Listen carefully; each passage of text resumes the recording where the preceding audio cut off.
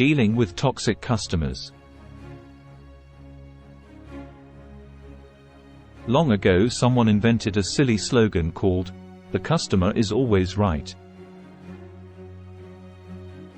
And idealistic management gurus have been using this ridiculous slogan to teach employees to tolerate all types of cranky behavior from customers. However, it's time to call a spade a spade. There is no such thing as the customer is always right. Most customers don't know what is right or possible for a particular product or service. Secondly, whatever they demand will rarely be affordable to them. As Steve Jobs once said, "Some people say give the customers what they want, but that's not my approach." Our job is to figure out what they are going to want before they do. I think Henry Ford once said, "If I had asked customers what they wanted, they would have told me a faster horse." People don't know what they want until you show it to them. That's why I never rely on market research. Our task is to read things that are not yet on the page. Now let us look at customers from an objective angle and not get carried away by slogans.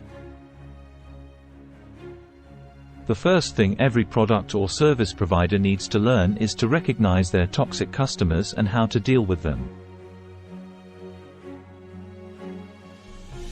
Toxic clients are real and an unfortunate reality in every business. Some customers are so rude and toxic that you may feel they need a tight slap, but that is not possible today. You must maintain your professionalism regardless of the customer's behavior. Here are some ways to deal with toxic customers. Boundaries. Arguments and fights happen because you, the service provider, did not set the correct boundaries before you started the project. If you have promised the moon, then customers will expect the moon. This is why you should be clear on what you will and won't do for the costs that you are proposing. One of the most common headaches is the project creep issue. Customers will continuously ask for a bunch of small modifications or enhancements,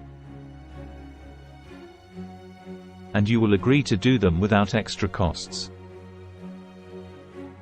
Soon this will become the norm and they will start demanding more and more, which will cost time and money. Set boundaries with your client with a detailed project brief in writing, and don't be afraid to tell what you will not be able to do without charging more. This establishes the necessary evidence in case your client keeps demanding additional unpaid work. For example, if you are a freelance writer and your client orders 3 articles of 1,000 words each, that means 3 articles of 1,000 words each. You should also set how many revisions you will allow. This is why sites like Fiverr set the number of revisions you will allow per project. Don't be afraid to say no.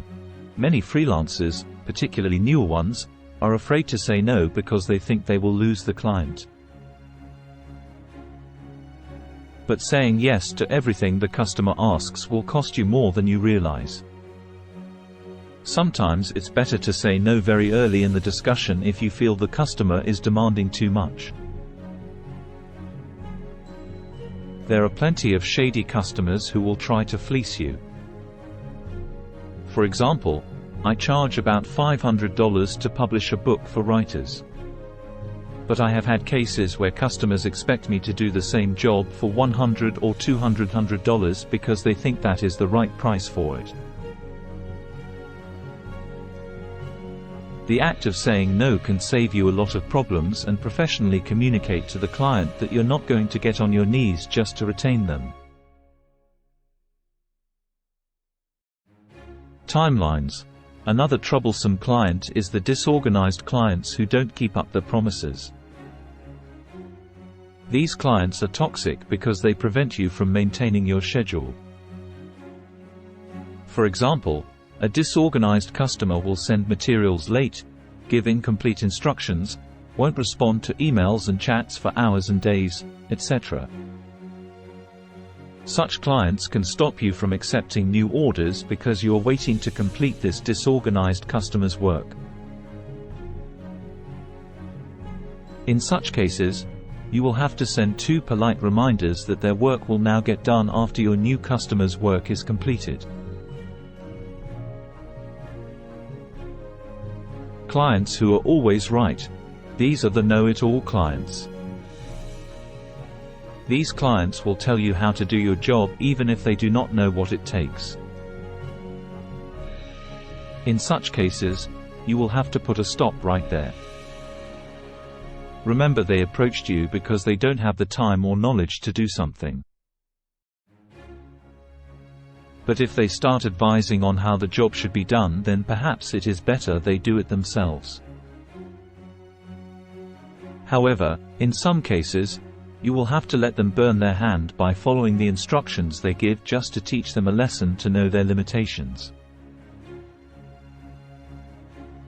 For example, one particular customer wanted me to format their book with various types of fancy fonts and was not willing to listen to my industry standard advice on how books should be formatted. Later, when the book got uploaded, it got rejected by the publisher because it was a messy and choppy reading experience. The never satisfied customer. This is another type of troublesome customer who will keep changing their mind every few hours. They are not satisfied with anything and will keep asking for changes in price or features. The only way to deal with such clients is to have a paper trail and charge them extra for every change they demand. Remember, such clients will monopolize your time without any monetary benefit. Personal attacks. Sometimes you will get customers who will start using foul language or yell at you. It's rare, but such customers do exist. But you should not revert with anger or foul language. Unless you have no choice, it's better to quietly get rid of such customers. Fire them. Sometimes you have to fire a client. Yes, it is necessary because they are not worth it.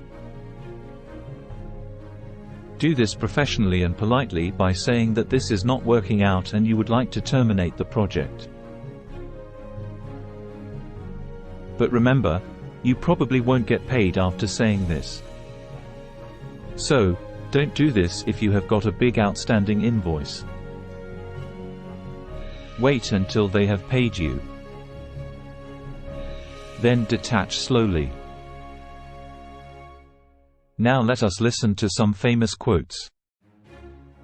Even the nicest people have limits. Yes, I know you are giving an honest opinion. But there is a difference between being rude and honest. My attitude is based on how you treat me. Yes, I am nice. But it doesn't mean you can walk all over me. Mean people who honestly exhibit meanness don't bother me. It's only when they disguise themselves as nice people that it irritates me. The first step in exceeding your customers' expectations is to know those expectations. Roy H. Williams. Some customers are like dark clouds. When they go away, it is a beautiful day.